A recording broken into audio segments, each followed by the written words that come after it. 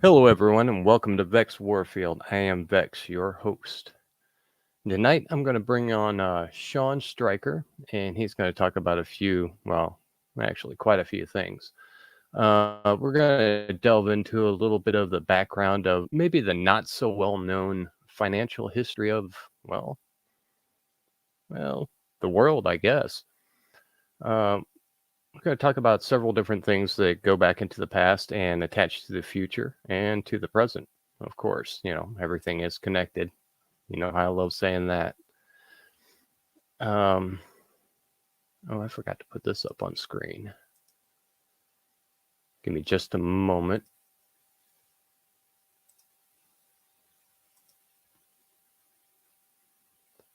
All right, do that.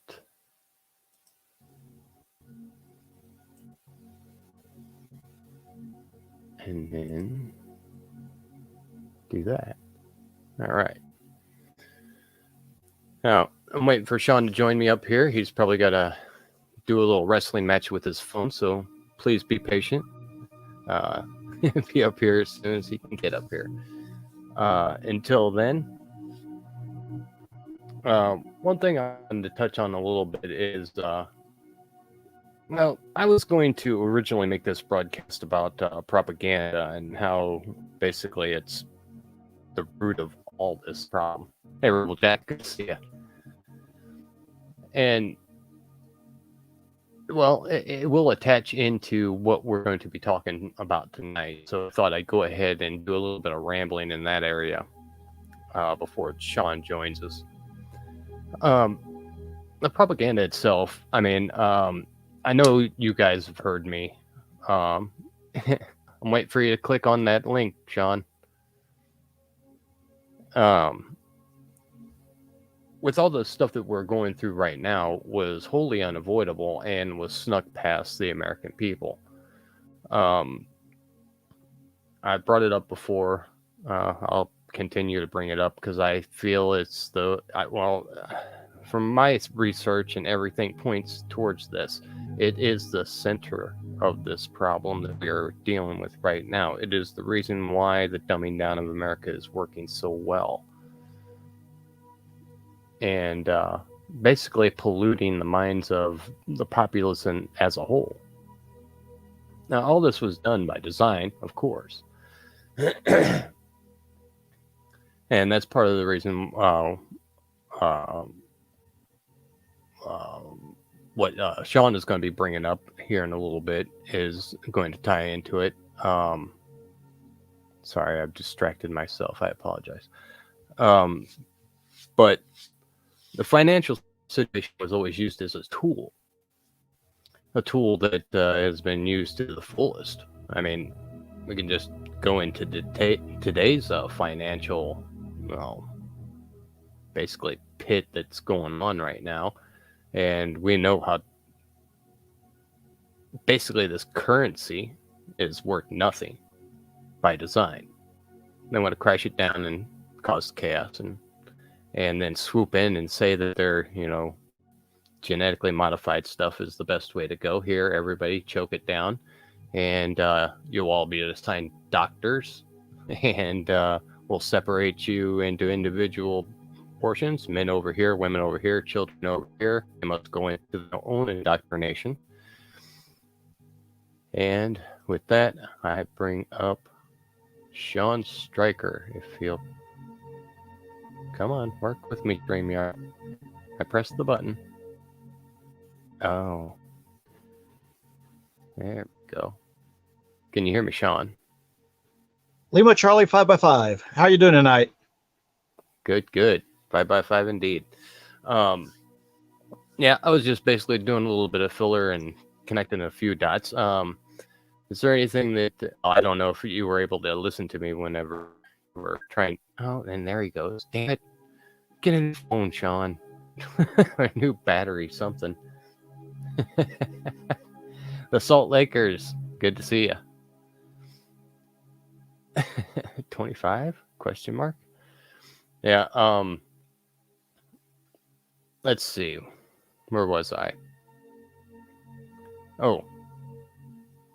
Basically, the propaganda is the root of all this problem. I mean, outside of the obvious things about poison in air, water, food, everything, then the propaganda has been poisoning our mental state as a whole, as the populace as a whole, the mass population. That's what I was thinking of. And are you there, Sean? Yeah, I'm back. First world problems. One of these days we will get this phone up to speed, and then we'll have 5G, and I'll be irradiated by its evil radiation. And I'd rather just keep this old phone. And it's one of the. Oh, it's telling me already. Google Chrome isn't responding. Do you want to close it? Hit wait. We'll see if it drops us.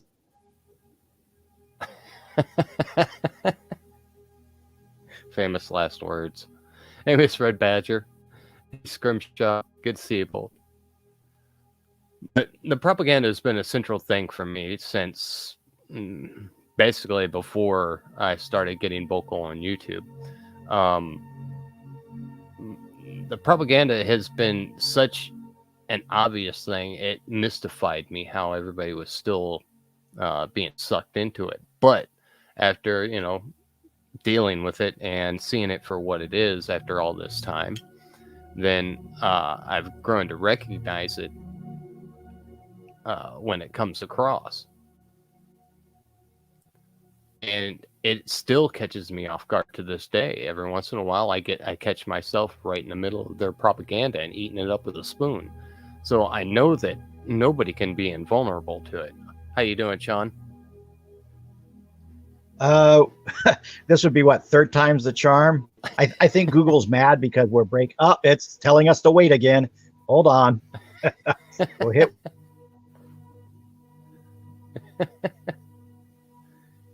Yeah, right on time. Well, like I said, it's been the root of this problem for the longest time, even before the Smith-Month Act was altered and basically re-put out in 2012. They were using it, but they were using it more or less along the lines of using loopholes to say, general terms instead of specific terms. That way it gives them a little bit of wiggle room and leeway whenever, they got caught for it. And still, in general, journalism was an honest form. Hey, Jim, good to see you. And that was, like I said, back when journalism was almost, still respectable. It was wasn't until they started going, the big cable news networks and things of that nature to they started controlling more and more of it, and they were even trying to push out newsprint, the newspapers themselves. They wanted to put it all digital. Hey, Susanna, good to see you. I saw you were live right before I went live. Sorry. Sean, how you doing? Well, if I don't say that G word, maybe the signal will stay consistent. I don't know, guys. Let's go with that. Yeah, we'll not say Google. It's kind of like Beetlejuice. We say it 3 times, and what's her face from the Midwest will come out and be our mayor. Yeah, I wouldn't wish that on. Not to even think it. Yeah, I wouldn't wish Lori Lightfoot on any of you guys. Literally. Yeah, that would be a kindness. So, belated happy Thanksgiving and happy Black Friday to you and everyone in the chats. Agreed. Happy Thanksgiving. I hope you guys stuffed your bellies with nothing but nutrition. Oh, yes. I see our chats just filling in too, guys. For those who were on a certain phone call last night, I had something that I found that I thought was rather potent to read. So I will be indulging you guys' patience with a little bit of reading. Don't worry, I don't get too dramatic with it, but it's one of those like historical did you know type things, and it's interesting. Vex, like with this being, with this being the Thanksgiving weekend, You got stuff you're thankful for, right? Or you had things you contemplated on, at least, what have you? Absolutely. Yeah, and I'm assuming. Oh yeah, actually, go ahead. Hey, GT. This is your show, after all. Oh, actually, I'm really for my health personally.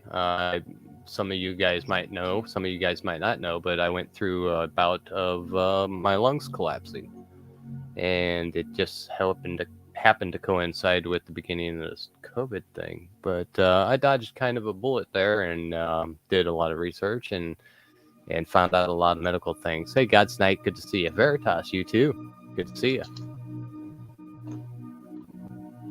That's one thing that I'm pretty thankful for. You know, the thing was too is when this all started, and you were, for those of us who knew you, you know, you were kind of AFK for us, and we were like, "Where's Vex at? Where's Vex at?" And we were, you know, worried about you and hoping you were getting better. For a while, we thought, you know, maybe you were mad at us, and then we find out no, you were recovering from an ailment, and you, like you said, your timing. Thankfully, your timing was just perfect. If you had been later, who knows? That hospital might have intubated you and made the situation worse, or they might have said, "Hey, you got to take this Jabbo just to get another step of a procedure done." Yeah, I haven't said any of the buzzwords, right? I'm just checking. Right. Yeah, I said Jabbo. Come on, don't close down on me, Windows and Chrome. Good, they're not closing on me. I'm kind of milking it for a second because it's a fun thing to speculate. What magic words will we say that the algorithm will attack us on?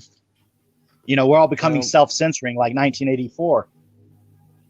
Well, let's try not to think about it in that regard. Let's try and think about it as an information that we need to get out.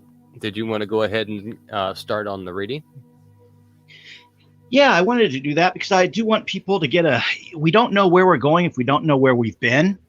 And history is not always a flat, linear narrative.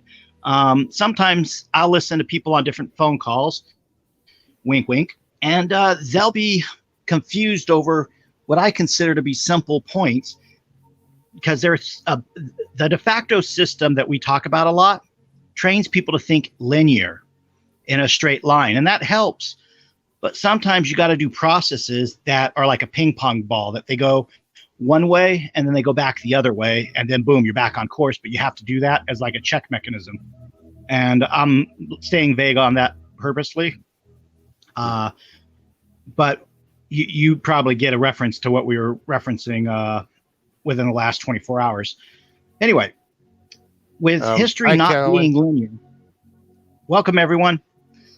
Good to see you, Carolyn, Red Badger, Scrimshaw, Rebel Jack, JT, anyone I'm forgetting, Shelly, if you're in there, Ricky, I saw you pop in earlier, all of the above, so many names to cite off. And that's one thing I'm thankful for too, is this community we're building of late night patriots.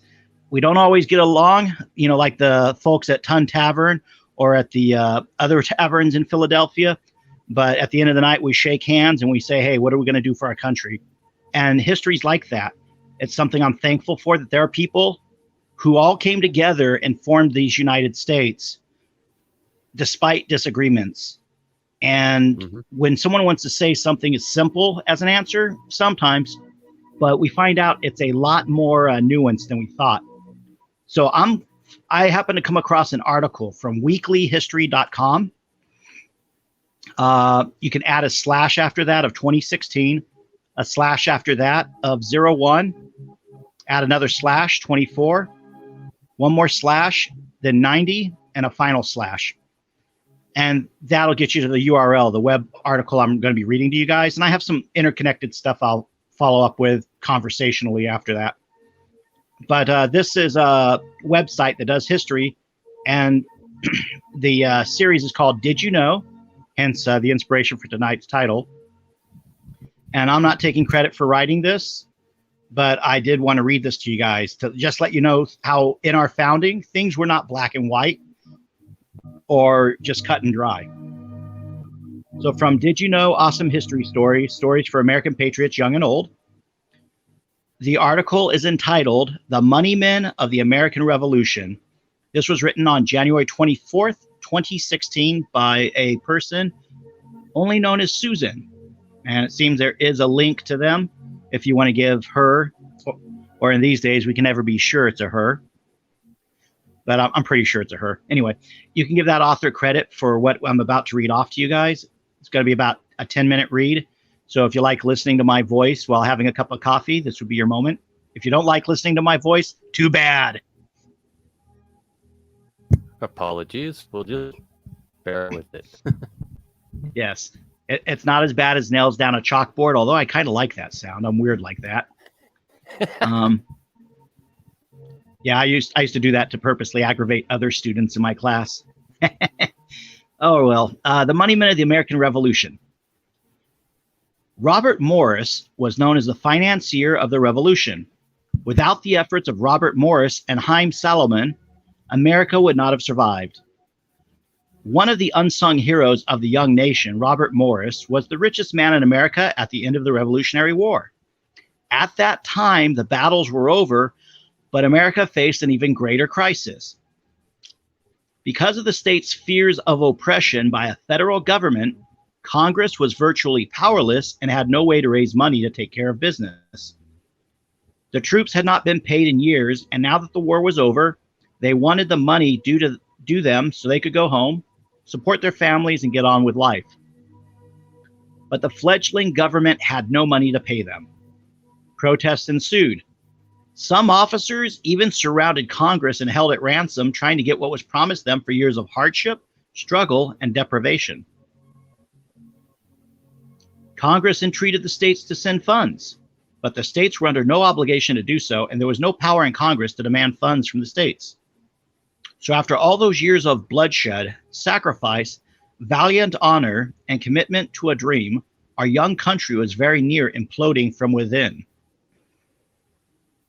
It was at that time that Robert Morris, with a profound understanding of what was happening, approached General George Washington about raising money to pay for the war. He brought along his friend Haym Salomon, and these two largely unknown patriots saved the United States of America from certain doom.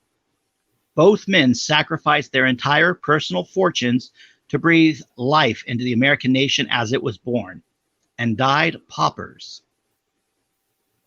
Haym Salomon was born the son of a rabbi in Poland in 1740. Growing up, his family was persecuted for being Jews. He traveled all over Europe for 10 years, only to find that the Jews were persecuted in every country. He earned an international reputation as an exceptionally skilled banker, merchant, and financial broker, and could speak 8 languages. In 1775, Haym immigrated to America, hoping to find a place where Jews weren't persecuted. He established himself in New York City as a financial broker for merchants engaged in overseas trade. Haym was overwhelmed by joy at the sense of freedom and liberty that was growing in the colonies. He joined the New York branch of the Sons of Liberty. In September 1776, he was arrested as a spy, but the British pardoned him so they could use him as an interpreter for the Hessian soldiers. In this position, he helped prisoners of the British escape and encouraged Hessians to desert. In 1778, he was arrested again and accused of planning to burn the British Royal Fleet in New York Harbor, which was punishable by hanging. He managed to bribe some guards and escaped. He secretly moved his family to the rebel capital in Philadelphia. In Philadelphia, Haym resumed his activities as a broker, and his reputation for absolute honesty and integrity spread rapidly. He offered his services to the Continental Congress. In 1779, he responded to George Washington's desperate request by raising $400,000 to pay the soldiers and save the Continental Army.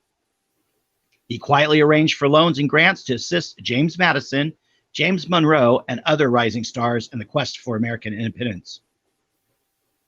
When Robert Morris was appointed superintendent for finance for the 13 colonies in 1780, he knew he would need Haym to help him raise funds to save the revolution. One day, Morris arrived at Haym's office and told him that the situation was desperate, and unless hundreds of thousands of dollars was raised immediately, the war was lost. When Haym asked him how long they had, Morris said, days. 2 days later, Heim arrived at Morris's office with a satchel in hand and drew out 2 documents. Will this help? He asked. Morris scanned the documents and discovered that they were negotiable notes for more than $92,000. You have no idea, Morris said. The government must pay a debt of $100,000 by noon tomorrow. I will be back soon, Heim said. 5 days later, Heim arrived with another $350,000 in notes. When Morris asked how he raised that much money so quickly, Heim told him that they were subsidies from Holland and France. They are much interested in our revolution and want us to succeed. Morris said, it takes weeks to communicate with brokers in Europe. How did you acquire these subsidies?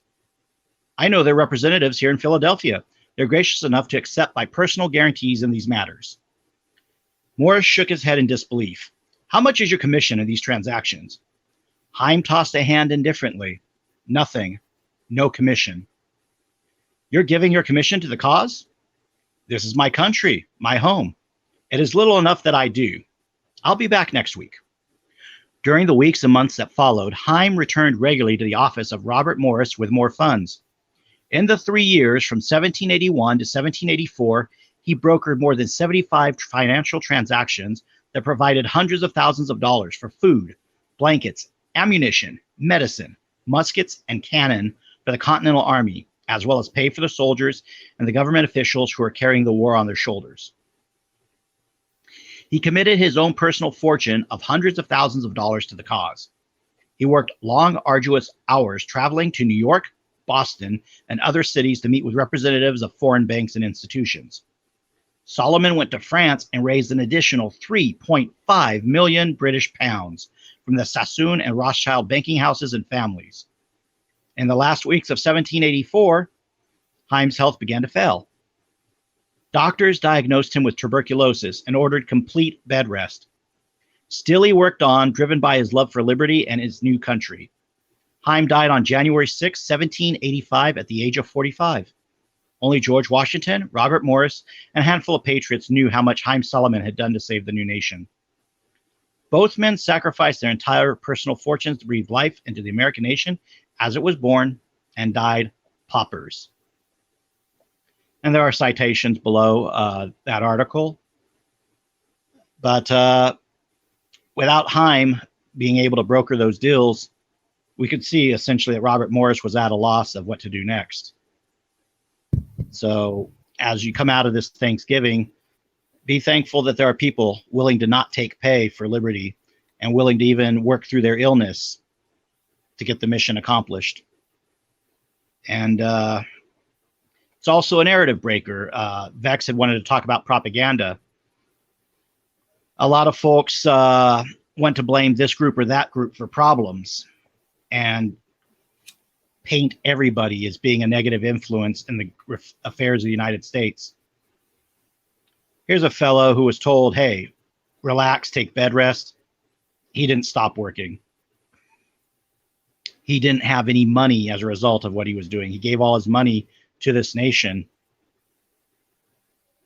It's really hard to paintbrush a group or any group when you have people who, instead of feeding into the negativity, they do the right thing and the positive thing. And that's something we got to keep in mind. We have a very contested situation across this country right now. Stuff in Wisconsin, stuff in DC. A lot of problems, a lot of negativity, and you're all being told by this propaganda machine we call the mainstream media to focus on it. But all it takes is one person to make a difference in their community, or one person to make a difference in the efforts of this nation. So really the question is, what are you guys going to do? Because Heim Solomon, he did all he could, all he knew. I'm even looking into the background of some of the people he was dealing with, and that's something we can flesh out. But the fact of the matter is, Heim Solomon put it all on the line, died at 45 years old. I'm going to be 45 next January, guys. If that doesn't put things in check for your efforts, for we the people, I don't know what does.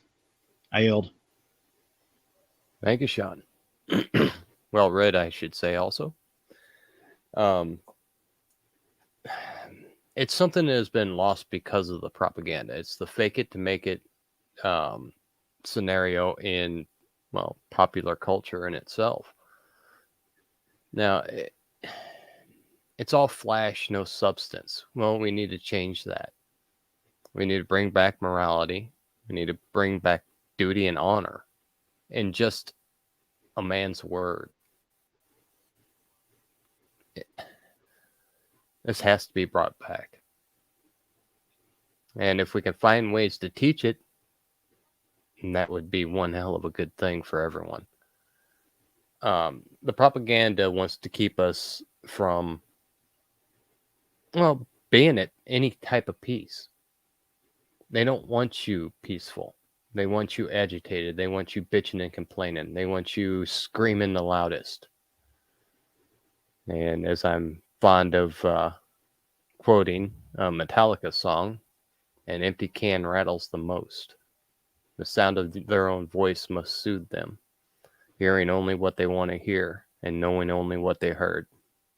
You're smothered in tragedy and you're out to save the world. That sound like my friend of misery? Am I quoting the right track? Yes. Awesome. Go ahead.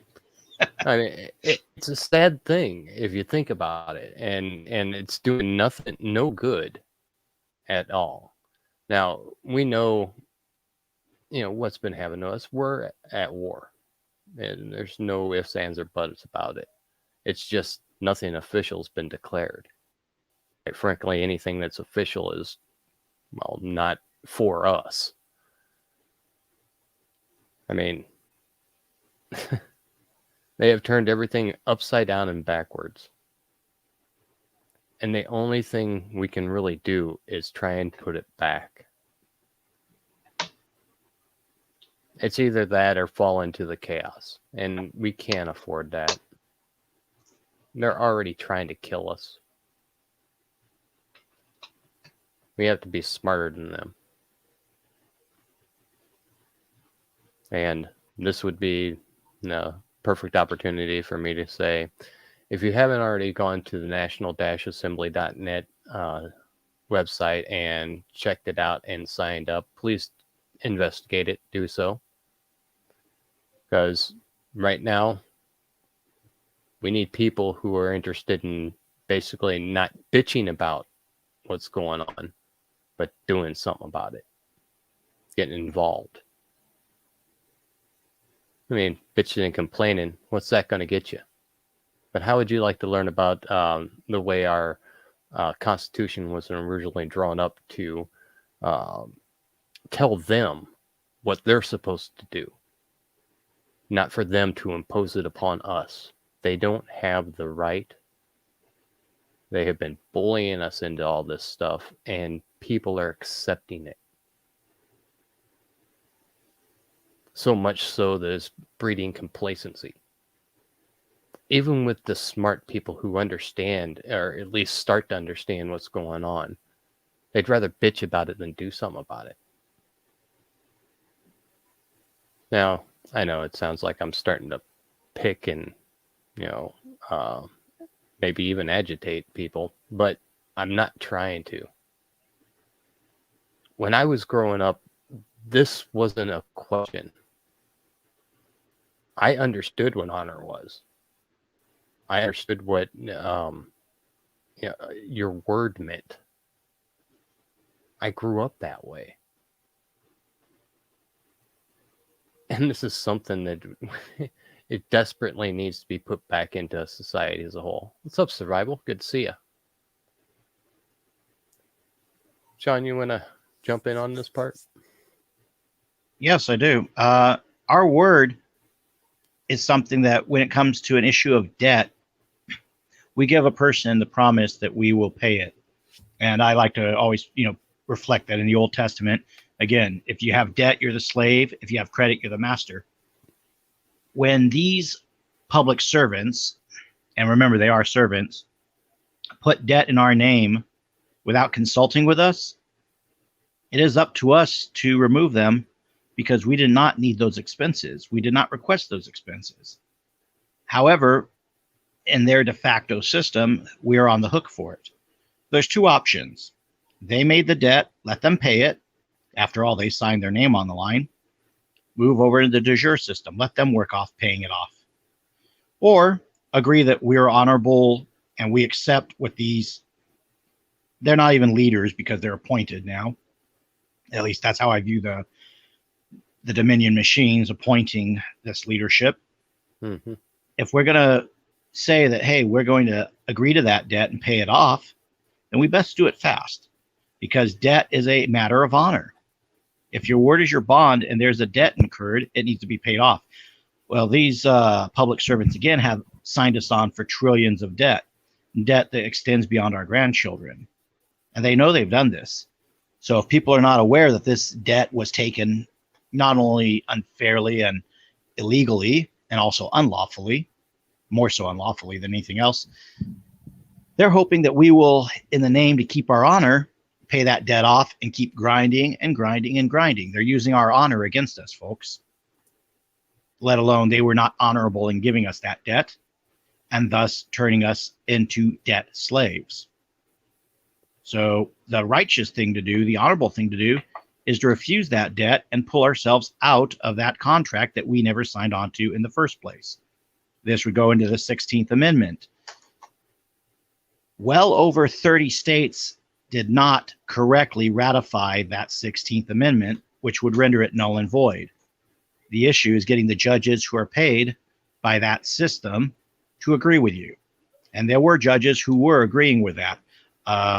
RedBeckman.com, Red Beckman had exposed some of that. Other people have exposed that. Now the judges, of course, being paid, they no longer want to hear that. They argue it's frivolous. But again, I say, as an individual, it is not frivolous. It's just a matter of finding the right venue. In a de jure assembly of we the people, we can have this debate, and we will find that we are in the right to refuse that debt, because it was not an honorable debt. It was not a realistic debt. This was like in 2008 when the housing market crashed. All these families had signed up for homes they could never pay off, but that was done intentionally by those lenders because they knew those families would not pay it off if they just adjusted the APRs, adjusted the percentages ever so slightly here and slightly there. It allowed them to collect on their options. We call those derivatives, and allowed them to put a lot of people in the street who actually were hopeful enough that they could just barely skim by and make those housing payments. There are probably people who can talk more on that with better expertise at it. But at the end of the day, if you do not tell your public servant to go to the Capitol and ask for more taxes, then why are they at the Capitol asking for more taxes?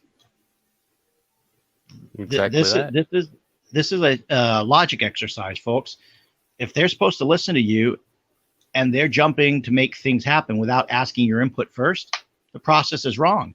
Because the second those taxes come out, they're going to be coming to you, and ultimately all taxation is theft at the point of a barrel, and they're going to ask you to pay for something you were not consulted on.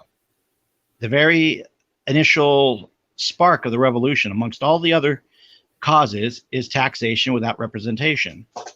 So if they do not represent you, what are they doing taxing you? I yield. Thank you. Now, this is something that I've made a point of before, of course, and many other people have also. I mean, our taxes for 1776 were what? 14, I think? 14% tax? And this was just less. One thing. What's that? It was much less, my friend. Was much less. Yeah. Okay, I'm mixing up the numbers then. Yeah, it's a deep dive for another night. But it was a relatively small amount. And what are our taxes at now? 40 to 60%? More? Less? I mean, that depends on you. How much are they taxing you guys? And I don't feel very represented. Do you?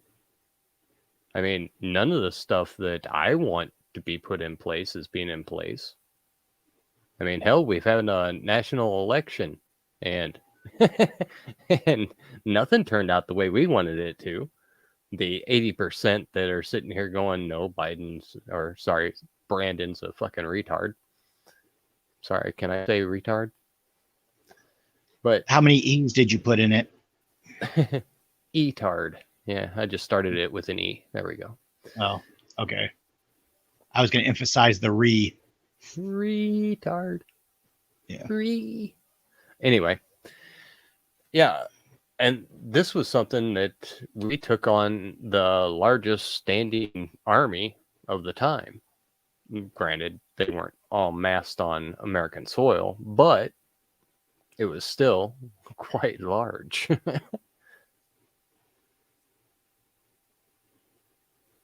All right. Just looking at, looking in the chat real quick. If you're taking zinc, don't quote me. I'm not a doctor. You might want to take it with some tonic water. The quinine is supposed to help you absorb it better, so it might not upset your stomach as much. Plus, the carbonation of the tonic water will make it go down easier. Bubbly, nice carbonated waters have always been something for not just health now, but sports supplements. It allows the minerals and everything to be absorbed easier into the bloodstream. This goes all the way back to not just tonic waters, the what is it, Perrier or whatever that was carbonated. Yeah, seltzer. So, yeah, seltzers. Thank you. So yeah, look into that as an option. Again, I'm not a doctor offering medical advice or professional advice regarding the zinc and the quinine tonic water, but cough, it's kind of what you get when you put HCQ together. It's not exactly the same thing, but it's pretty darn close. So I'm just saying. Make sure you always do your research and understand your own body when you start diving into this stuff, because quite frankly, our health in general has not been put to us the way that it should have been. As a matter of fact, the food pyramid has been a pile of crap. Doesn't mean a damn thing. Getting yourself your proper nutrients is vital.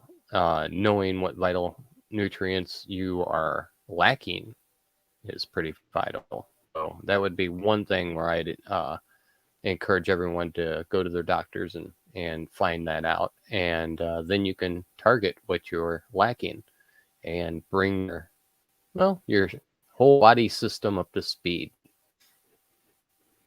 The to follow up on that too, the issue with the tonic water and the quinine is that your liver and kidneys that might have an issue if you drink too much of it. So don't overdo it, folks. Again, looking at the measurements. But this is something in terms of education. Our public fool systems have been miseducating us. And yes, I said fool, F-O-O-L.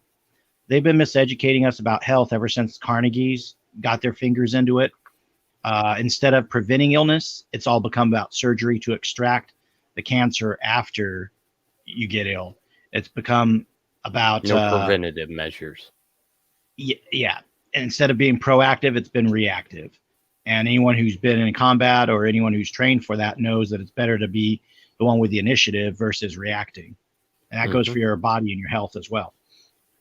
Also, relating to what we're talking about, in terms of debt and in terms of credit, in terms of mastery of that, if you have to go to a facility and you can't pay for the procedure because your situation, you're so unhealthy that there's extra complications, or you're not able to get back to work in a standard amount of time, you're looking at having medical bills pile up, which will affect your credit, or someone else has to pay the debt.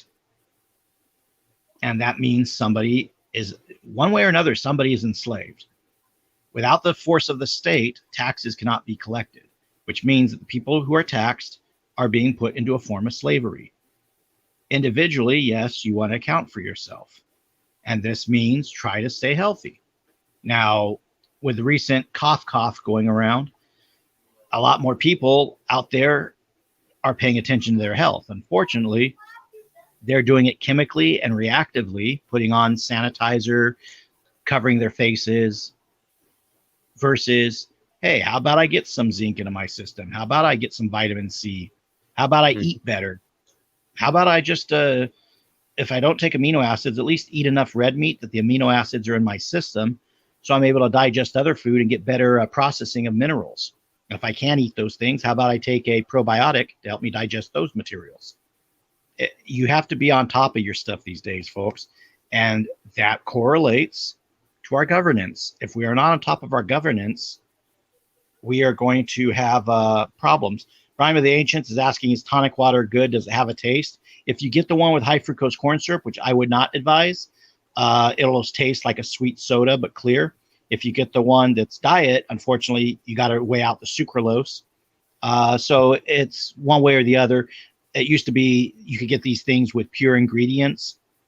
And now these drug stores and grocery stores, they got to either add the high fructose corn syrup to try to force you to have diabetes, or give you the fake sugars to try to mess up your system and potentially give you cancers. So it is kind of catch-22 there. Right. But yeah, I would try to avoid the one with a high fructose corn syrup. Schweppes makes a brand. Most of the stores make $1 a liter store brand. My trick for the zinc has always been I get Airborne. I put the tablet at the bottom of the cup, then I slowly pour the tonic water over it so it doesn't over fizz. And then I just sip on the cup for like a couple of hours while I'm on the internet doing research or gaming or whatever. The liter over the course of the day I will do, but I will not go the next day and have another liter of it. I use it maybe, let's see, the most I've ever done it was twice a month when I thought I was coming down with something while I was touring for wrestling. It's basically an amino boost that I give myself. And yeah, Miss Red Badger's right. It is called bitters in England for a reason. But the whole reason I'm saying the tonic water is, again, it's back to naval and maritime tradition. You learn about this from Marines who deploy and sailors when they tell you the different traditions across the world. And then I found this out by doing history homework to follow up. I always say follow up on your research. The British Royal Navy, we're going back to the days of the Dutch East India Company and all that. These sailors go across the world and they would be issued a ration of tonic, gin, and limes. And, that's where the nickname for the sailors from Britain called limeys, that's where that came from. But the reason they were issued it is, yes, they would make a gin and tonic, but they would also have lime to flavor it, as well as to have citrus in their diet. Back then, all the citruses they called limes, lemons, limes, and oranges, and tangerines, whatever they could get. That vitamin C was absorbed by the tonic water into the body much easily, or it made it easier to absorb the vitamin C. Well, also we learned later that the tonic water, the quinine in it, helps you absorb zinc as well. So that's where people eventually are like, hey, I could take a zinc supplement with tonic water, and there you go. And then I recommend Airborne or the generic from the stores because those also stack vitamin C, glutamine, which is an amino acid that boosts your immune system. It's used by bodybuilders. They also use it because it gets you more cut, but that's, the glutamine is the active ingredient in the chicken noodle soup that mama used to make when you get sick, or in chicken broth. Real soup, bone broth. Yeah. So when you are getting glutamine, vitamin C, and zinc, I call those the holy three, the trio for your immune system. Vitamin D is important too, don't get me wrong, and vitamin A and all the rest. But when you get those three, you're pretty much going to beat out that cold. You still may get a fever and chills, but you've done your body a favor. And now that we're in this age of everyone having an issue with the cough, or number 19, whatever we want to call it, why not give it no chance to win? Okay, you feel it coming on, boost your immune system so it passes through you, gets into the public waste system, and is no longer your problem. Or you can say, oh, I feel like a little sniffle. I'm going to stay inside out of the sun, get no vitamin D. I'm not going to take care of myself, and I'm just going to wait until my immune system breaks down and I have to have an ambulance, called for me. To put it more in light, I've had two people I know in my county who I've had to have in-person meetings with for reasons Vex would know and others in the assembly would know. And they've gone through the terrible cough, the terrible cold, the terrible illness that is going around. And they have not died from it. And I have not caught it nor died from it because I've taken care of myself. I might be fat, but that's because I like to eat. But I always take care of my health. And that's the thing is by having a little extra weight, your body is able to at least dedicate minerals, fats, and proteins. If you have to lose weight, at least I have a little bit in reserve. So yeah, if you guys see me going thin again, it probably means I'm sick. Not that I'm not that I'm trying to lose weight for wrestling, because I swore cutting weight off years ago. But yeah, I've made it no secret that I haven't been sick in years. Even before the COVID thing kicked in. The only problem I had was like when we were talking about earlier, my lungs collapsed. But outside of that, I haven't been sick at all. I mean, yeah, nothing. Yeah, my last even sniffle, like I get you could call it a seasonal allergy or seasonal cold. When the weather changes, I'll get dry sinuses and maybe a little bit of nosebleed from that, or stuffy sinuses. But that's also partly because I've had my nose broken. Now, I know it's coming up. It happens every summer, and when the weather shifts into winter. So for me, it's like, okay, my nose is running a little goofy, and I have a nosebleed that comes with it. Okay, great. And then I'm over it. And I haven't had like anything that's knocked me on my butt. True story, guys. Since I used to work at Rite Aid, and at Rite Aid, I didn't get sick like that either. I could work through it, just take some Dayquil, and I was good. So again, that's because I've been on top of the supplement stuff since probably 1997, 98. And even before that, I was taught well as a kid. I was into supplements even as a youth. Like I knew about creatine back in 1991, 92, when it was new to the market with EAS. That's showing how old I am, I suppose.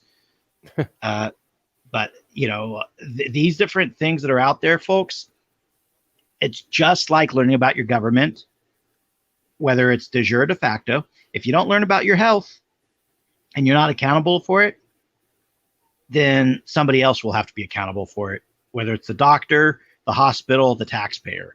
Well, amazingly, that's the same for the government. If you don't know when your government needs X, Y, or Z done, then how are you going to expect it to be healthy government or governance? Now, in the case that I've said to many people on many panels, we got a Swiss Army knife of approaches, but the one area we're lagging in across the nation is the actual assemblies. And there are some assemblies that are popping off. I'm very happy. But the more we have, the more you get a civilian mandate out of it, and the more lawful authority you get under the decisions, whether it's from Scalise, Judge Thomas, or the Constitution itself.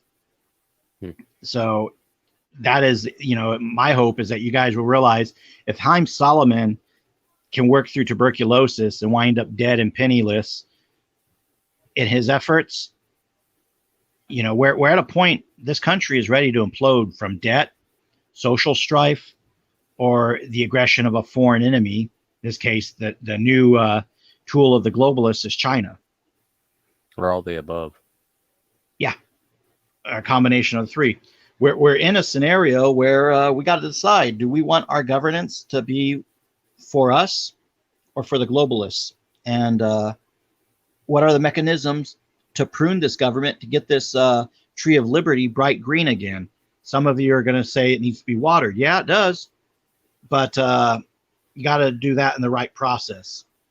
Exactly. I know people hate processes. If I told you guys to take an aspirin and then you can worry about your quinine and your zinc later, that little cough thing that we've been talking about, apparently there's been issues with blood clots. And me as a wrestler, I know that I take an aspirin to thin out blood clots so I bleed more.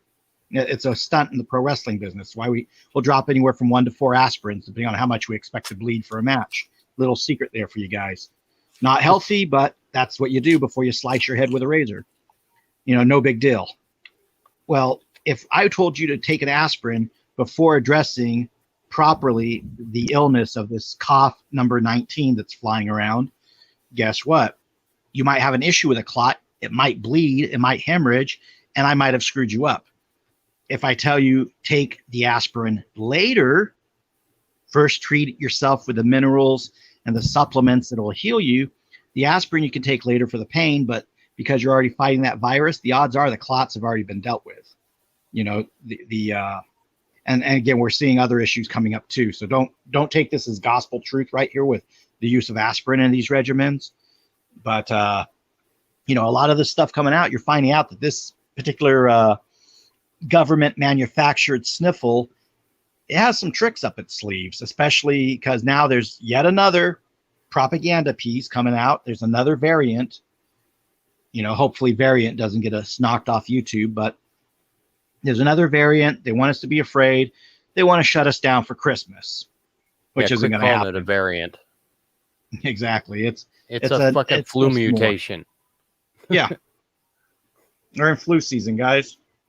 So you got to know how to do your medicine and your supplements in an order before you move on to the next one, or you're going to screw yourself up. For those of us who supplement with creatine, for example, we do creatine about 28, maybe 30 days, and you take a week off of it because you want your gains to be your gains, but also because you're pulling all that water into your muscle cells. You don't want to overdo it because in theory, all that liquid around your bones will start messing with your bone structure. Anyone who's ever soaked a bone in a water for a while will know what I'm referring to.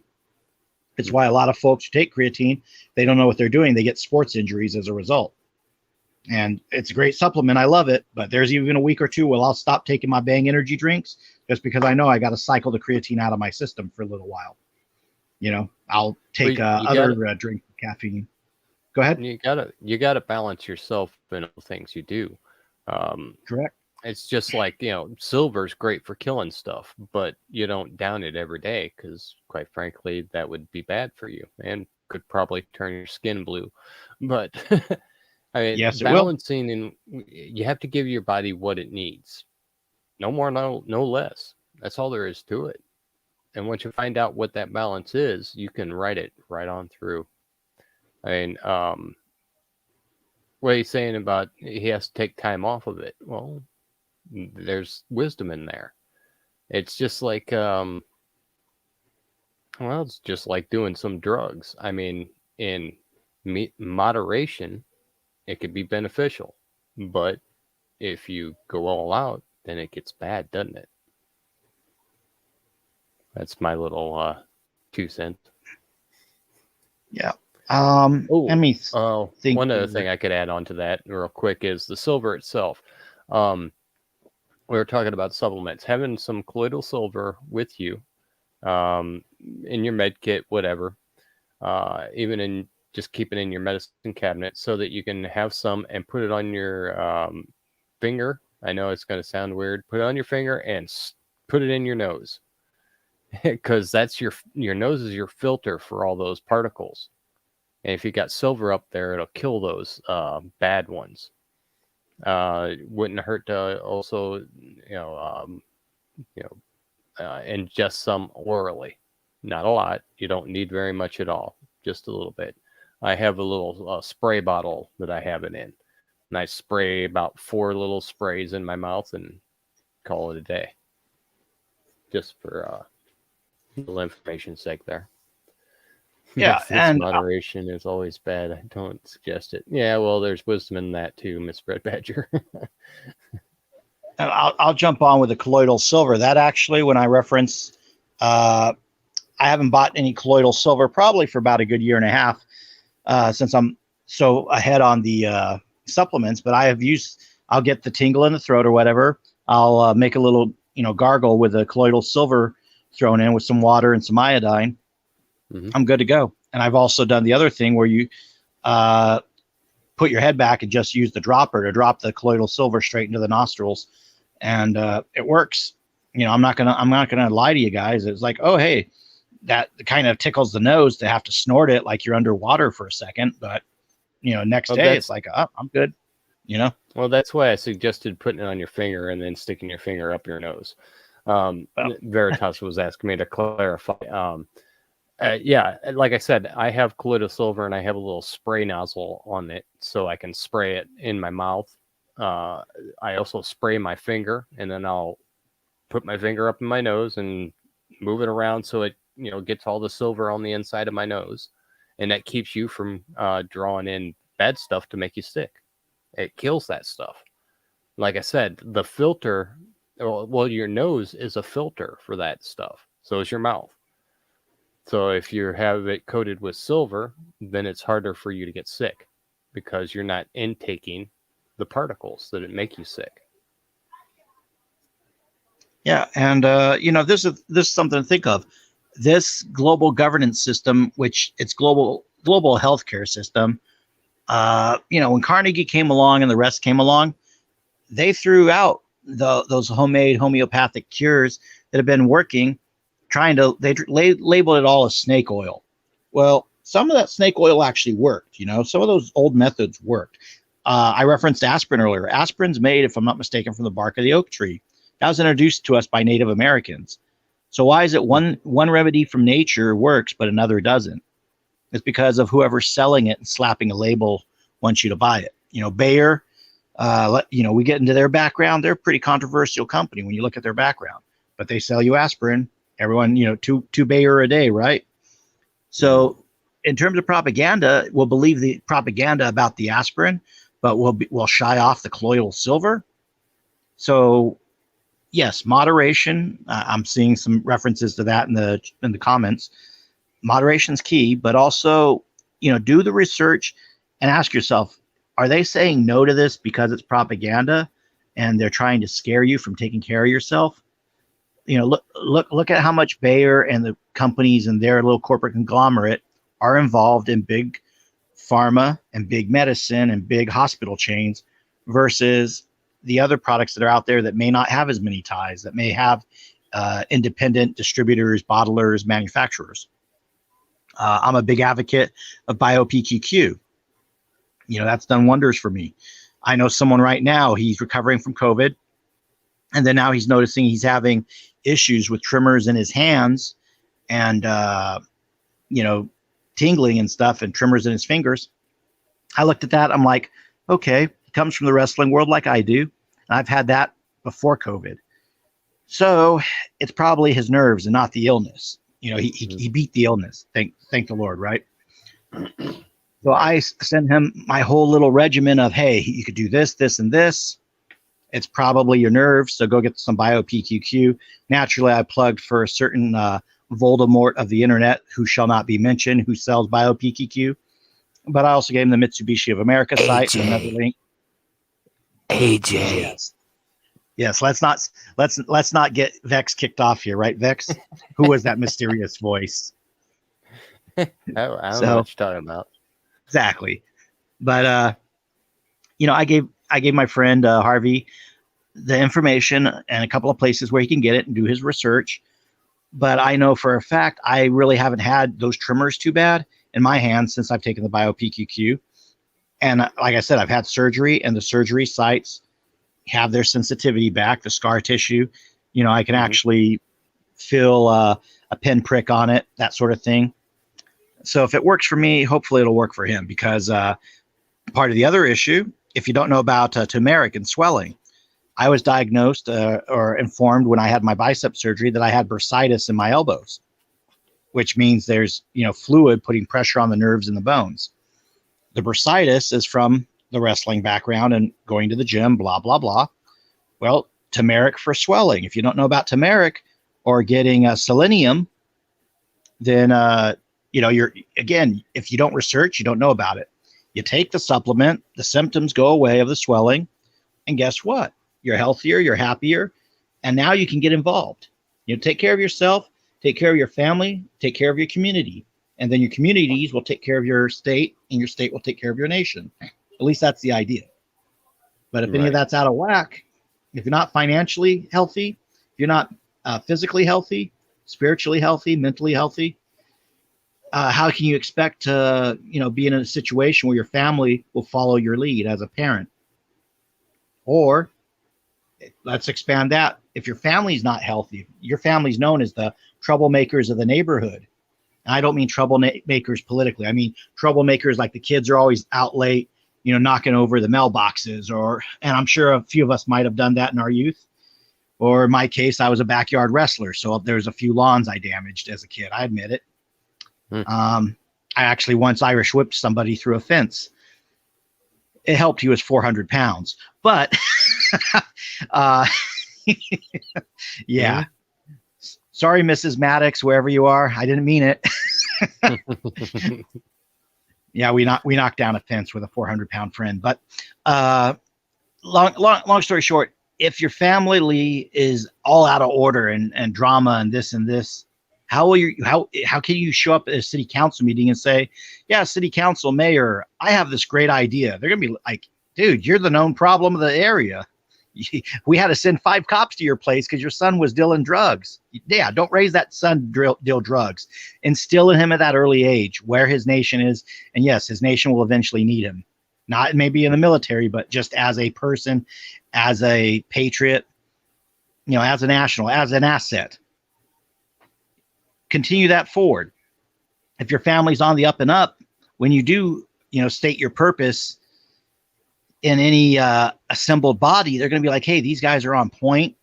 Everybody looks at them and is like, they got it going on. A great example that was used as a campaign point in 2016. DJT, his kids, none of his kids are in crime. Even Tiffany, who everyone likes to pretend was the outsider of the group, Tiffany's straight and narrow. Even Barron with his alleged mental health issues, Barron's on point. Some will say, oh, there's a money issue. No, personality and behavior is there because of how they're raised. Money just amplifies the good or the bad in the spirit. Right. So we as a people have to get back to that too, especially, we're coming out of Thanksgiving, going into Christmas. How are our kids going to be this Christmas? Are they going to be self-centered, or are they going to give back to the communities? Are we going to contribute? Are we going to be assets, or are we going to be drains? Exactly. I'm just taking a quick peek here. Yep, someone swearing by Tumeric. Miss Veritas talking about bodies. Yep. Some epinephrine, Navajo tea for Miss Red Badgers. Yeah, epinephrine's a tricky item, especially if your heart's not ready for it. But yeah, there is so much we have naturally, and we have ourselves naturally. Is when you're with groups. I know a lot of us, we're up late. We all think of ourselves like lone wolf, vampires, solo, whatever. When you come together with groups of people, you actually can feed off the energy of the gathering. I talk about this a lot too. You come together as an assembly or as a crowd or whatever. There is an energy to it. I actually love the Christmas season, not because I'm shopping for someone's gift. That's beside the point. That's its own thing. But the energy of everyone just being in a good mood because we're all looking to do something positive for someone we care about, that carries over into the whole group. You'll have a few bad apples in that, but for the most part, everybody at a mall is upbeat and cheery when they're going to buy earrings for their girlfriend, or maybe for their husband. They're buying him a tie, or they're or something. Whatever the product is kind of irrelevant. It's the spirit and the mentality and the mindset. A few of us get down during the holidays. Well, guess what? We go and we find that member of our family who gets down during the holidays. We bring them with us and we share the cheer with them. Even if we have to drag them kicking and screaming, we don't give them the excuse that you ignored them during the holidays. And heck, maybe we educate them a little bit about our country as well. And like, hey, I need someone to be my point man. I need someone to research this for me.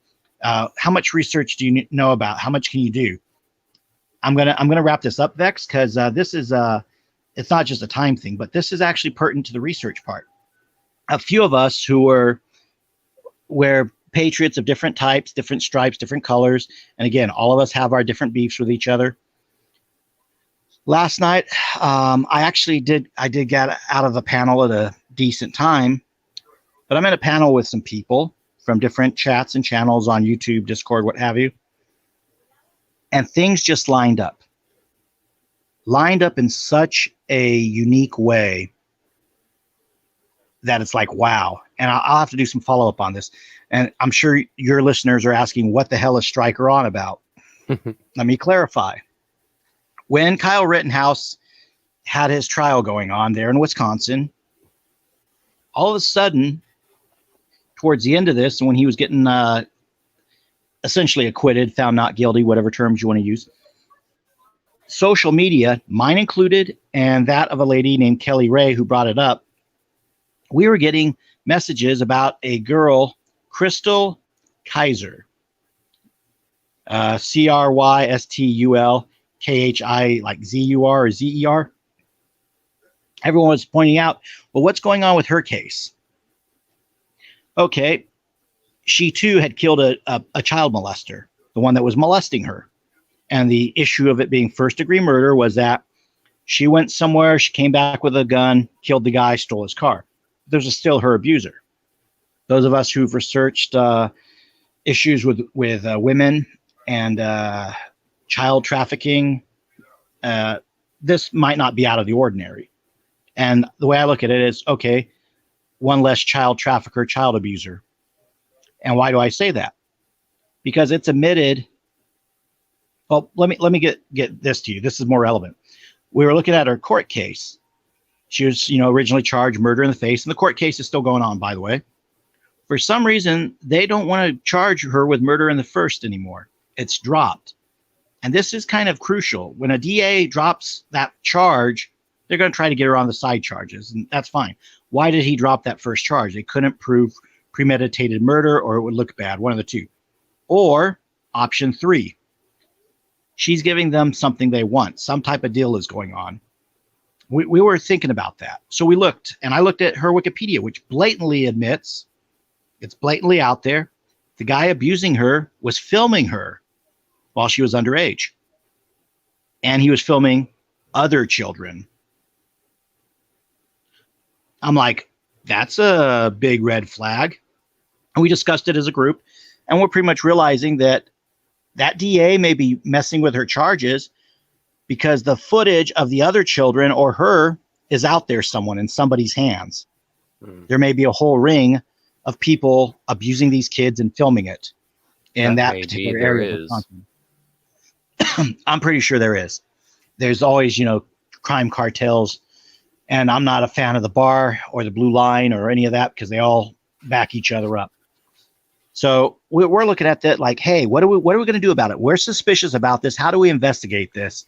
And I told them, if you had an assembly in that area, you could form your petit grand jury, have a committee formed, have a petit grand jury, issue indictments, bring it to the sheriff. But since you don't, what are we going to do then? We know people in Wisconsin, through our different calls, et cetera, they haven't formed their assembly. They haven't formed a petit grand jury. They're not even interested in moving in that direction. Plan B, though, did happen. A person came onto the call, and by this point, I was discussing the Sound of Freedom and one Tim Ballard, who's known for getting children out of child trafficking. This person who happened to come into the call is connected to the Sound of Freedom, connected to Tim Ballard. It was just one of those things where things clicked and linked. And so she will make the effort now to bring this to that organization's attention, at least.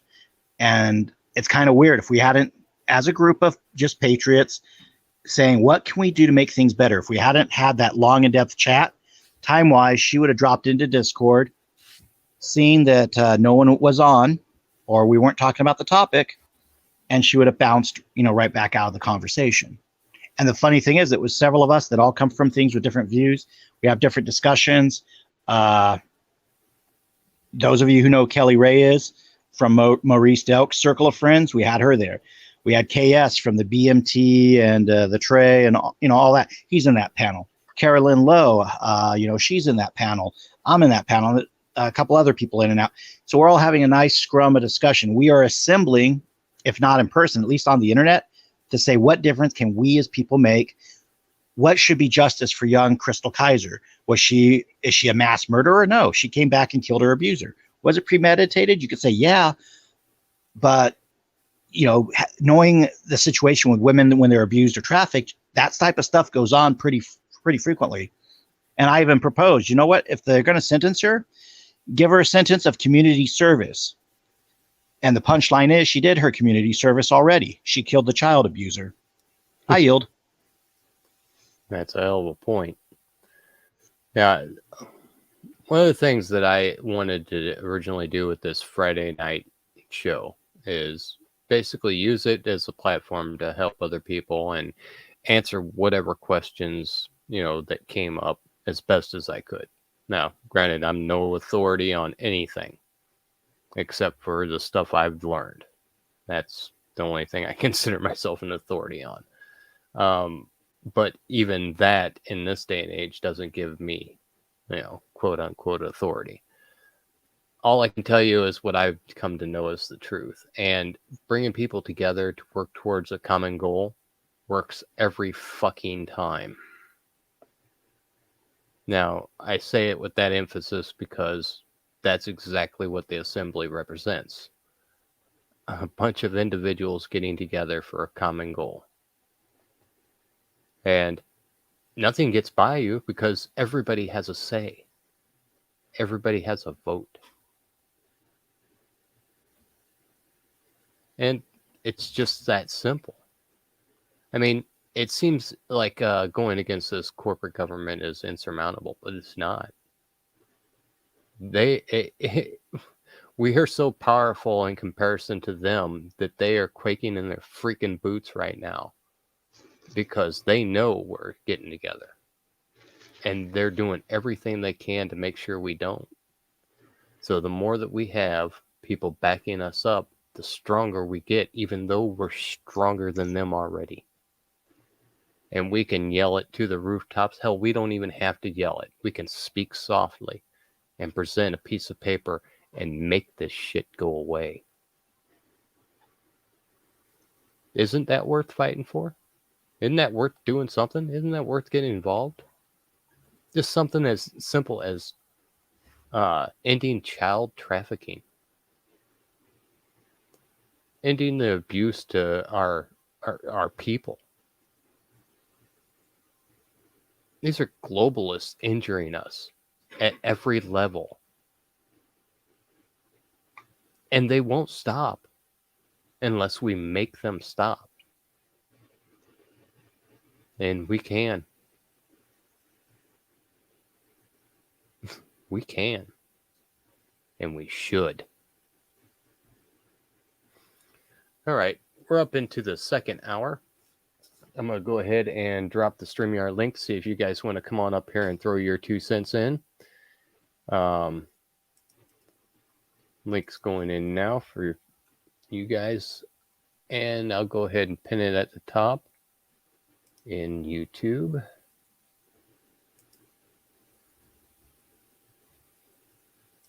And while you're doing that, Vex, the human trafficking thing, it's not necessarily a new thing, but in the age of technology that we're coming into, it's not something we should have anymore, folks. I'm not saying we got to get rid of labor in terms of employees and stuff, but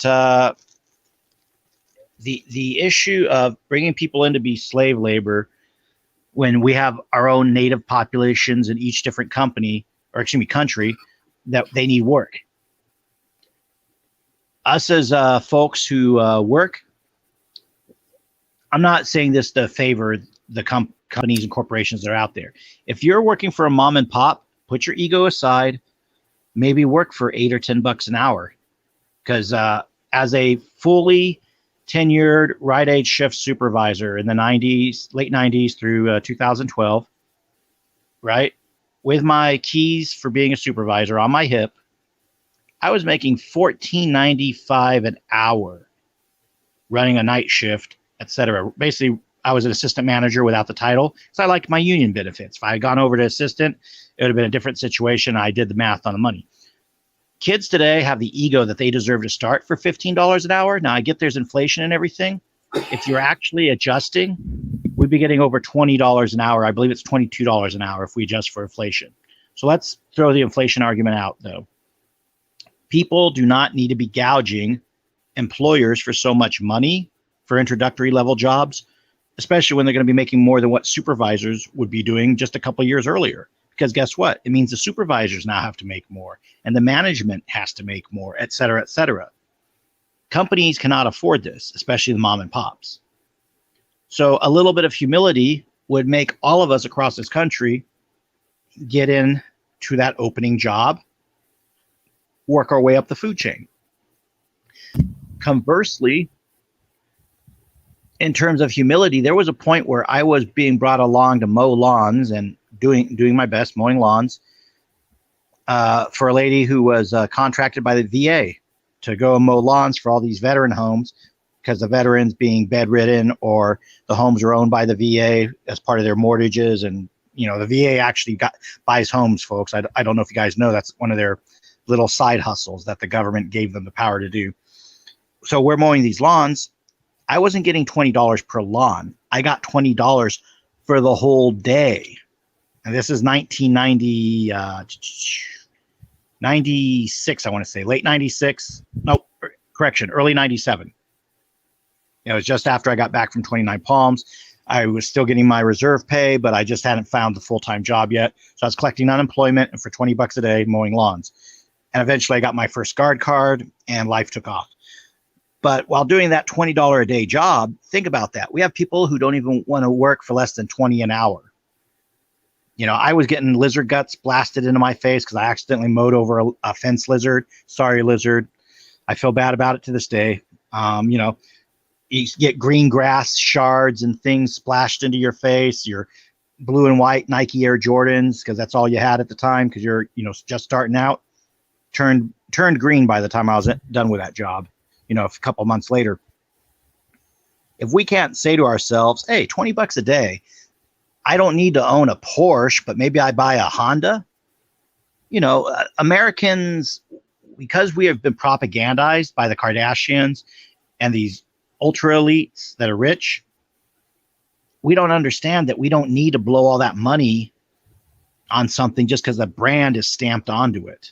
Gucci handbags, there's Ralph Lauren, et cetera. We can go down the line. These Real products, quick, those. Go ahead. I just want to say, hey, Callie, good to see you. Yeah, these products is they have their perceived value by advertising, marketing, and the propaganda.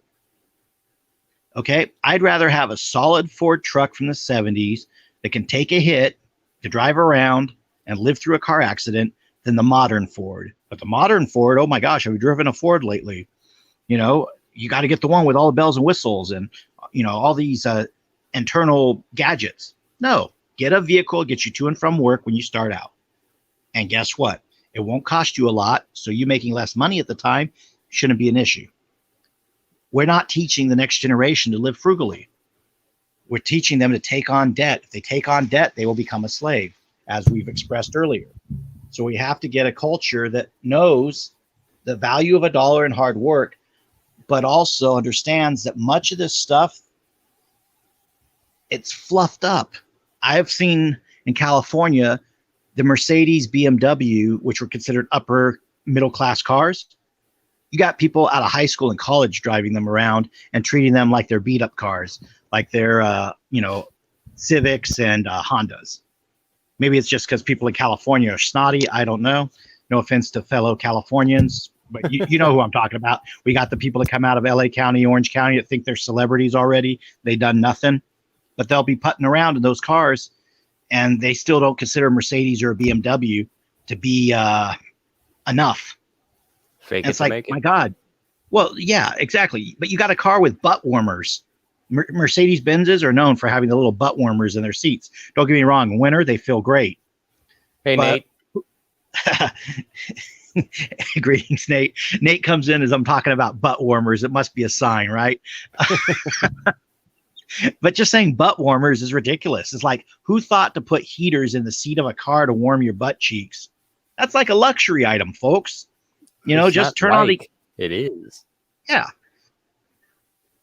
And this is being accepted as the bottom, like it's gone from being upper middle class to being, oh, I'm just out of high school or I'm starting college. I need a BMW or Mercedes. I look at these kids like, you guys are aware. I get around everywhere on a bike. Hello? Why do you think I'm fat? I get to eat a lot because I save my money and I put it in my stomach. I'm not eating top ramen like the rest of y'all are.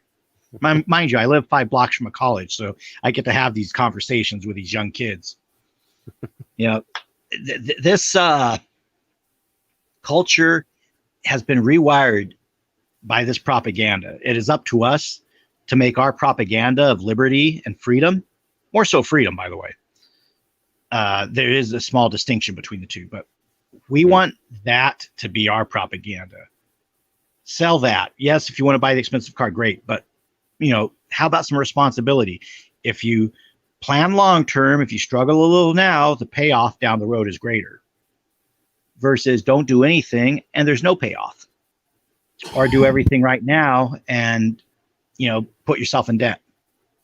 I know people think like that. They're like, hey, if I die, all my debts are absolved. Da, da, da. Guess what, folks? A lot of times they go after other members of your family trying to seek credit from them. I actually saw someone go through that process. Their father died, and all those creditors came after the son. Now, he was able to go and have that stuff dismissed, but he had to take time out of his day to do it. Same thing happened when my mother died. I got saddled with all their bills. Yeah, and they tried the estate tax as well. That's one of the things 45 did that was really good, is he was working at ending all that nonsense. You know what? Why would there be an inheritance tax? Your parents worked for you to have wealth. Again, a tax is theft at the point of a gun, where the enforcement agencies come to take it from you. Well, in this case, you've already suffered the loss of a parent. Now you're going to suffer the loss of a federal employee, i.e. one of our servants coming to take what's not theirs. So we've had the StreamYard link dropped. I would be happy for people to drop up into the panel so I'm not irritating Vex with my droning voice. Yeah, like you said, the StreamYard links at the top of pinned to the top of the chat. Go ahead and click that link, follow the instructions. I prefer you have headphones so there's not much feedback. And come on up here and give us what's on your mind. Yep. And by the way, hello, Carolyn and Callie and everyone else who's come in. I already said hello to Nate. So Nate, you got your one for the night. But I'm going to bring it back to the Crystal Kaiser thing. We're supposed to be the land of the free, home of the brave, etc. And it's a sad indictment of us because we are all wrapped up in a broad term. Specifically, some of us are individually trying to do things different. Crystal Kaiser being brought out and pushed forward right at the time of the Kyle Rittenhouse as a whataboutism. Okay, great. If the left wants to push that, if we want to call them the left, I don't want to call them the left, but if people want us to take a look at that, hey, amazingly, both cases involved a pedophile pushing daisies. I'm fine with that. Let's go a step further. What, you think that by pushing that at people who support Rittenhouse, that we're just going to drop it and ignore her because of her skin color? Is that the psychological trap and propaganda they think they're pushing? Because I guarantee you, this appearing on multiple social media feeds was not a grassroots or organic effort.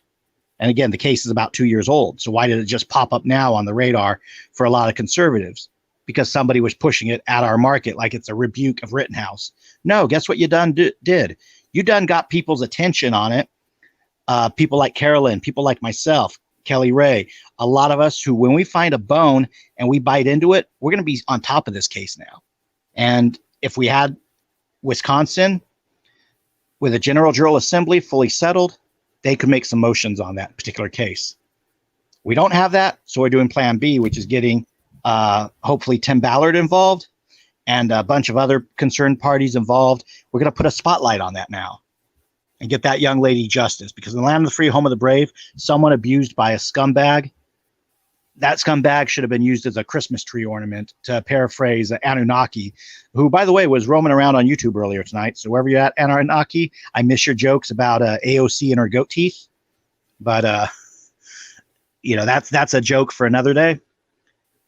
I think we can do better, folks. We can make changes, but we have to get up and do it first. Then people will follow. Yeah. Starts with learning what they don't want us to know. And unfortunately, there's a whole hell of a lot they don't want us to know. So much so that it's been confused with lies, lies mixed with truth. And that makes it even more confusing. But we have to sift through it. I know we are full of people who like to dig into stuff. This is no different. I mean, to learn actual history, I mean, this is speaking from somebody who slept through his classes. So, I'm not very good with history whatsoever. But I've learned a lot in the past couple of years now, and I've realized how much I have dropped the ball in my past. Now, I've said it many times. I'm doing this and playing a bunch of catch up as far as trying to learn all this stuff, and it's hampered me. But I know that you guys out there know more about history than I do. I mean, to me, this would be kind of easy for you guys. So I would encourage everyone. The truth. I mean, it sounds, hokey saying it like this outside of X-Files, but the truth is out there. You just got to find it. And as soon as you do, it changes your whole perspective.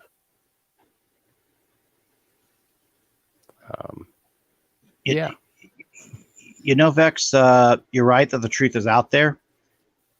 In the case of Crystal Kaiser, the radicals who thought, we're not going to be interested, they gave us a gift.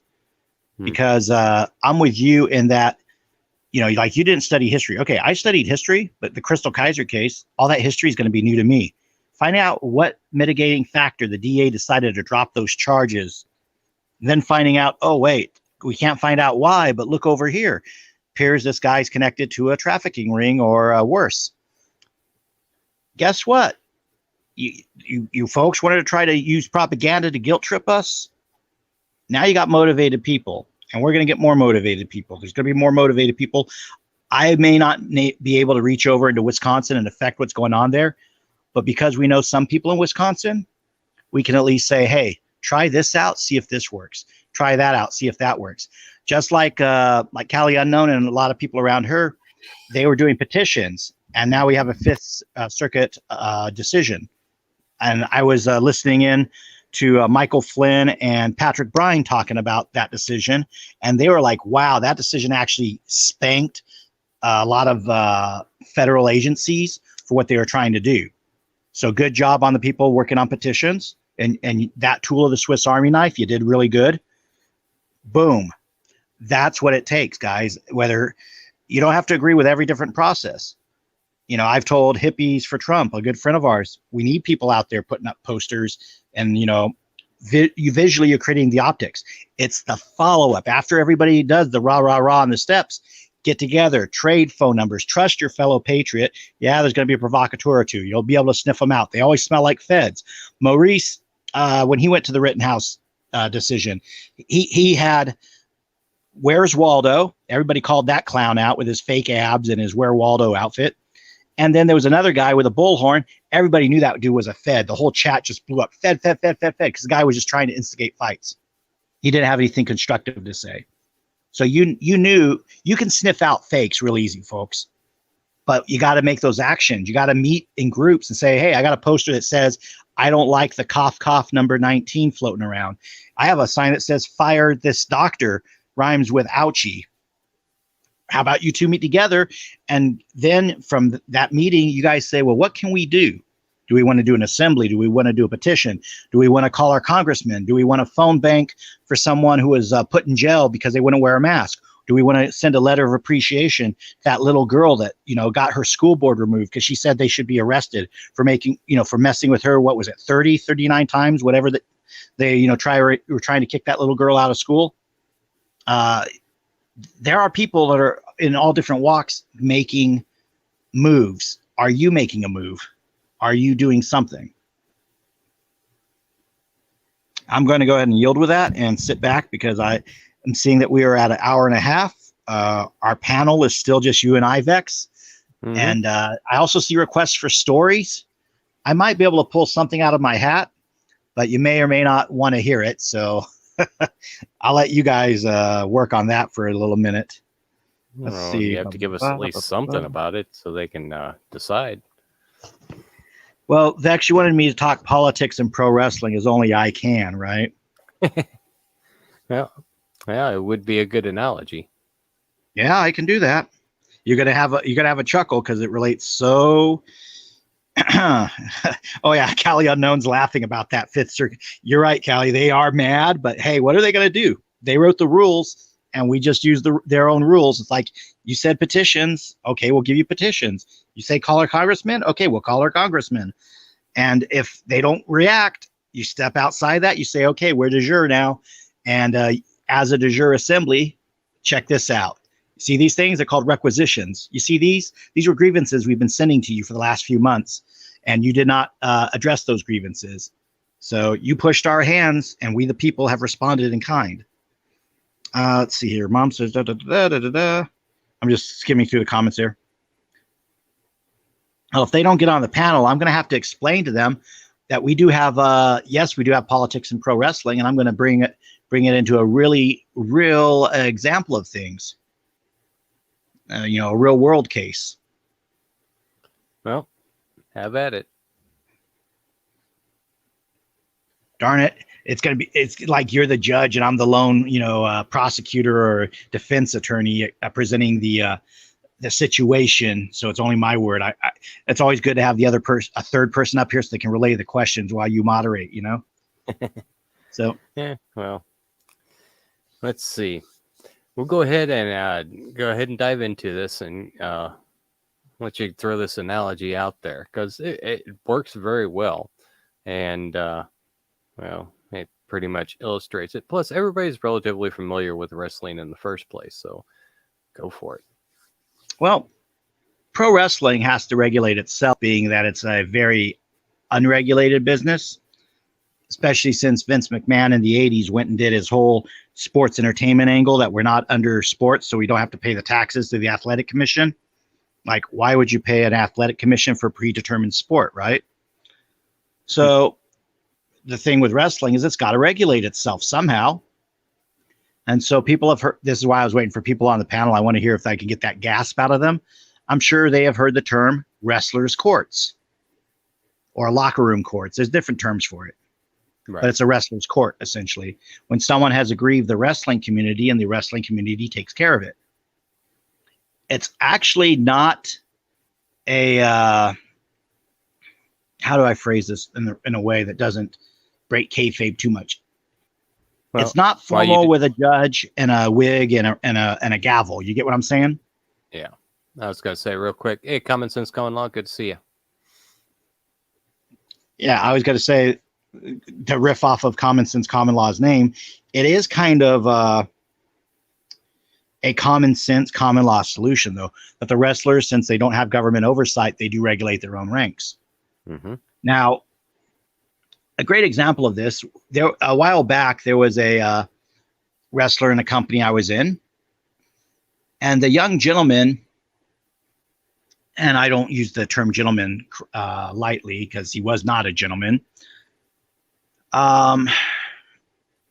We were on a tour in Vegas, and we had a female talent with us on the tour. But long story short, I was a witness, and many others were a witness to this person harassing the female talent, especially as the female talent was trying to date a referee and be girlfriends with the referee versus that wrestler. So after everything was accounted for, lo and behold, we ourselves had our little court, the different shot callers in the company and a good handful of the talent, myself included. And we had to make a decision, do we keep this guy on or do we blackball him from our company? And he did go on later to other companies and had to bail him. He had to go wrestle in Mexico to get booked. People were hearing about what he was up to with our company. But because he had harassed a female talent, I had already foreseen the Me Too era. I was like, guys, if he does this to other females and the word gets around, the media will tank our company. We're a mom and pop wrestling company, a lucha company.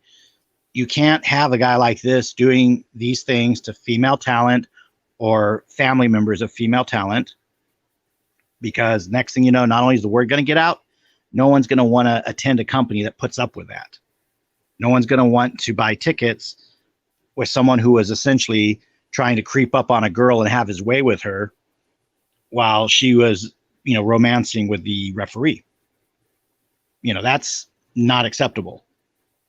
And it was really bad because this whole scene was going on in a hotel room. We wrestlers, we tend to share the hotel rooms to save on our money. So, I threw my feet up on a chair and was sleeping with my back in the other chair. And out of the corner of my eye, I see all this going on, and essentially helped intervene to keep that from getting any worse. So this fellow, we decided we don't even need his testimony. There was enough witnesses to what occurred. You would say, well, that's not fair. He doesn't get to speak up in his defense. Well, guess what? It's essentially a common law court.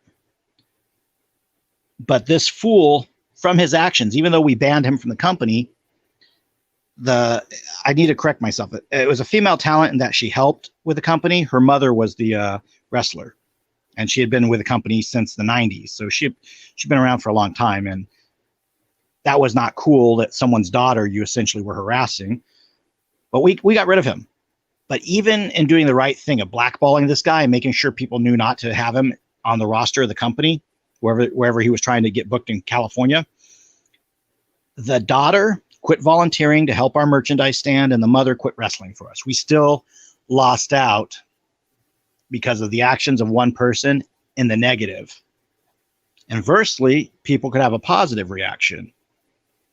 Myself interrupting that occasion was one of the positive reactions, and also speaking up in our wrestlers' court. Mind you, it was about 6 of us plus our promoter. We brought it to him as explaining what was going on. You will find people of all walks of life. They grift into things, and then they're either going to provocateur it, or their attitude and their way they conduct themselves will yield problems in the future. You got to have that discernment to know if these people are assets or if they're drains, and also if they're good or if they're bad. This guy did not see his behavior as abhorrent. I would equate as potentially he was trying to rape her. That is what it is. So in my case, helped interrupt that, so on and so forth. In terms of business, wasn't drawing a dime, so that didn't really hurt us. And then in terms of doing the right thing, should he have had an opportunity to defend himself against the allegations? I don't know. Last I checked, when there's more than 3 witnesses, but if you look at it constitutionally, fairly, he should have had someone there to take his side or defend him or whatever. It's just, so you guys, you got to understand, sometimes things are a little bit different. Things are a little bit weird, and not every court is the same. Now, our jurisdiction as a wrestler's court was for that wrestling company and that locker room. Does our jurisdiction extend to the other companies or the companies in Mexico? It did not. But we made damn sure, at least the ones in California that we had connections to, knew what the status was. That guy would have his bookings either limited or none at all. And again, this whole situation still cost us a female not feeling comfortable to volunteer, and her mother, who wrestled for us, no longer touring with us, no longer, basically cut us off cold. That's a shame. That's a friendship that has, was vanished, and a business relationship that was vanished all over the conduct of one selfish egomaniac who, again, was contemplating hurting a woman. Again, it's also right place, right time. As an individual, I'm fortunate to be in the place I was at the time. You guys too, you'll have opportunities in your life. You might be in the right place, right time to make a difference. Make sure you make that difference for the positive and for the better. That walking by someone and ignoring something that's wrong, you only get so many chances like that, to do things that are good. And it's a weird construct that, yes, you can have what's called a court in a different venue outside of what you would consider the legal system or the constitutional patriot system, a different form of a court.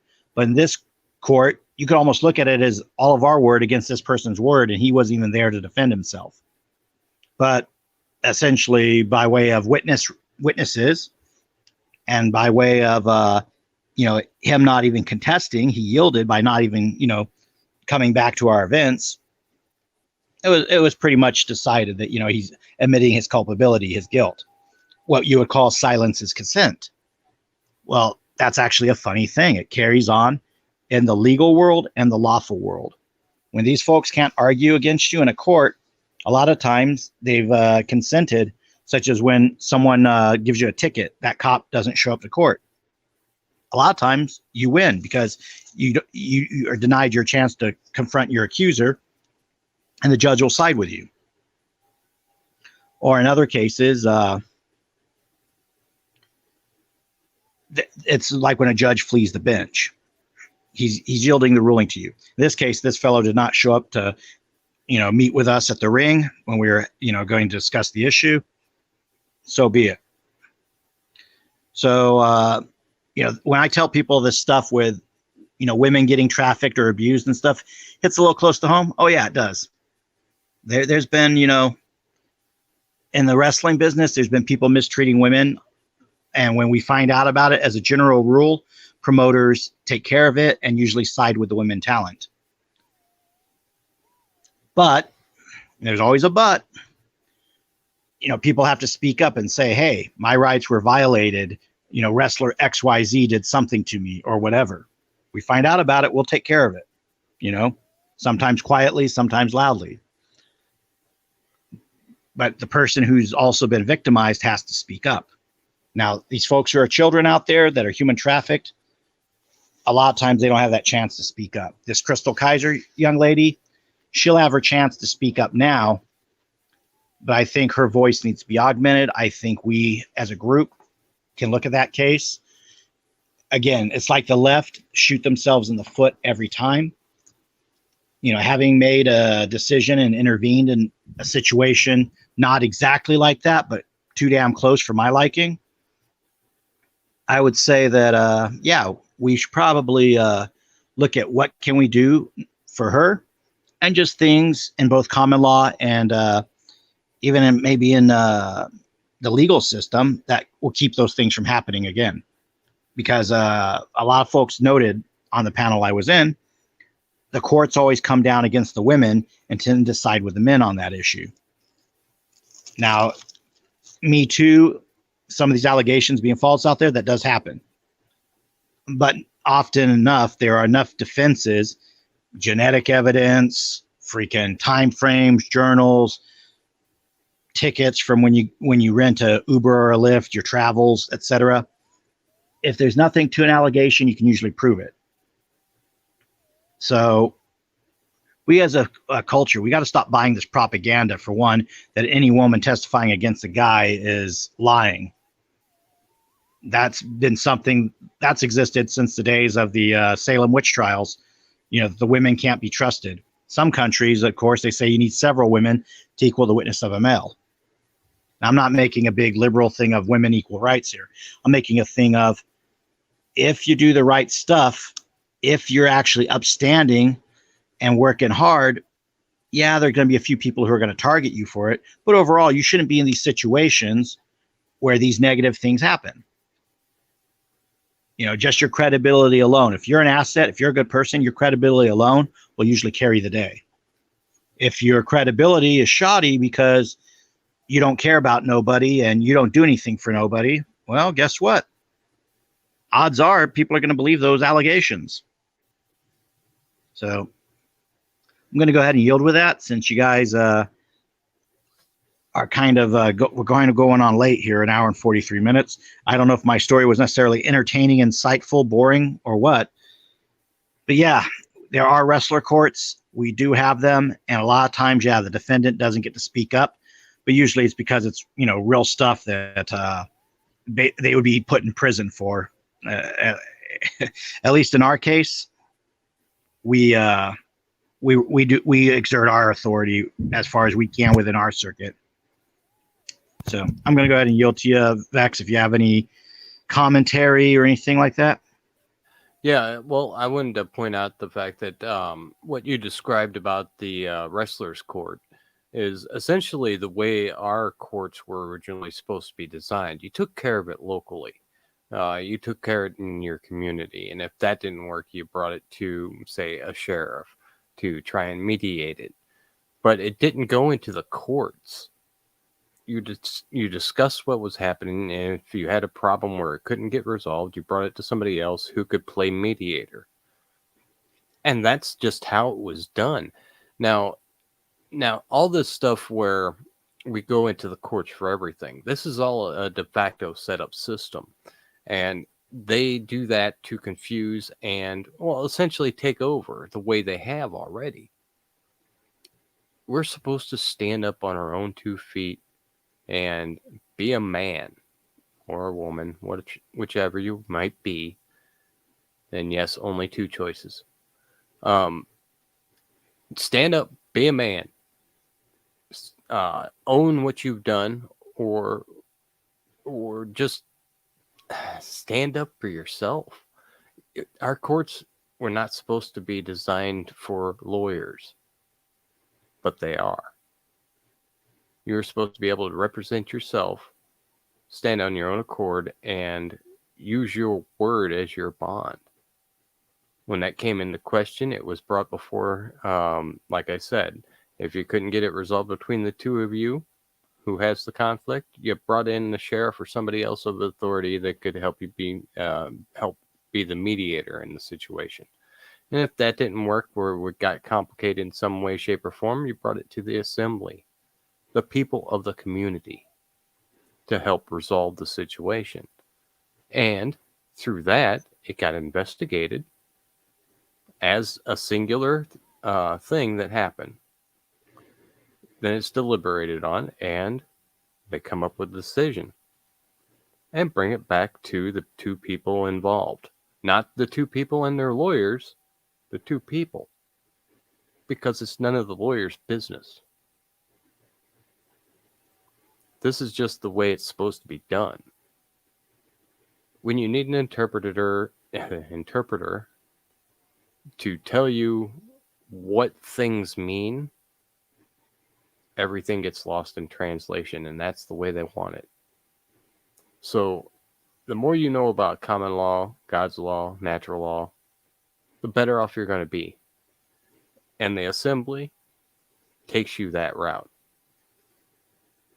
So once again, I encourage everyone to go to national-assembly.net, sign up on there, and learn. Learn all you can. Because, quite frankly, you should do so before we're not allowed to do it anymore. Stryker, would you like to do a closing comment? Yeah, I would. I was going to say, anyone who knows me knows if you ask me to comment, I'll take advantage of it.